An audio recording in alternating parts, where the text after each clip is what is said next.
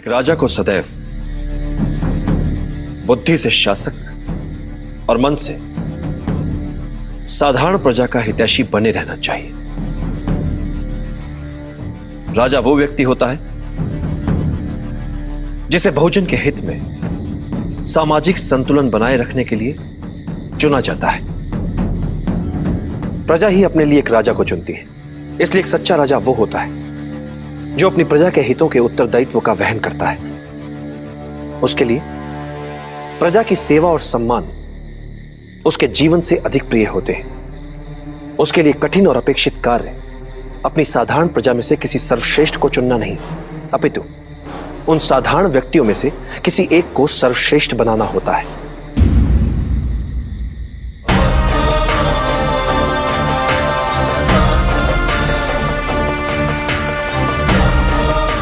एक राजा के लिए सबसे बड़ी चुनौती होती है पूरे देश को सफलता और समृद्धि के महान लक्ष्य को प्राप्त करने के लिए न केवल उन्हें प्रेरित करे, अपितु प्रजा के लिए ही उन्हें प्राप्त करके भी दिखाए।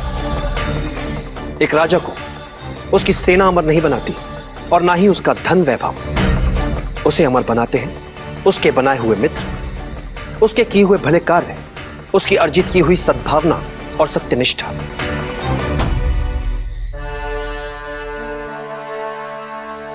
एक योग्य राजा कभी अपने शत्रुओं से नहीं डरता, अपितु शत्रु स्वयं एक राजा से डरते हैं। और एक कुशल राजा वो है जो इसी डर का अपने लाभ के लिए प्रयोग करने में सक्षम होता है। और बुद्धिमान राजा वो है जो राजा का कर्तव्य निभाते हुए भी ये कभी नहीं भूलता कि वो एक साधारण व्यक्ति ही है, जैसा कि प्रजा में एक साधारण व्यक्ति होता है।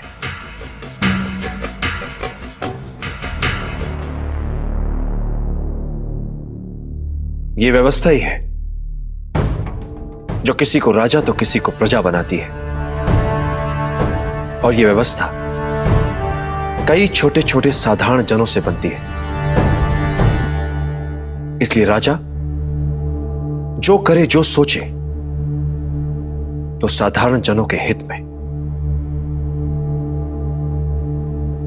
प्रजा का विश्वास और समर्थन एक साधारण राजा को असाधारण, शक्तिशाली और लोकप्रिय राजा बनाता है।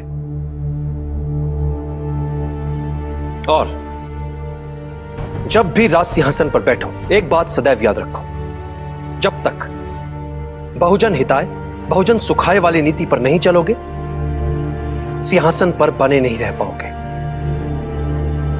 राज सिंहासन की शक्ति लोकहित में छिपी है। अन्याय और भ्रष्टाचार पर टिका राज्य नहीं चल सकता।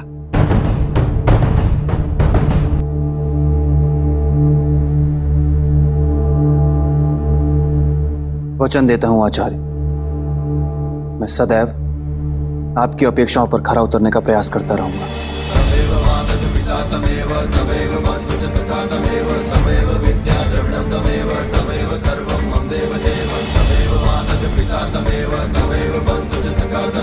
कल्याण हो।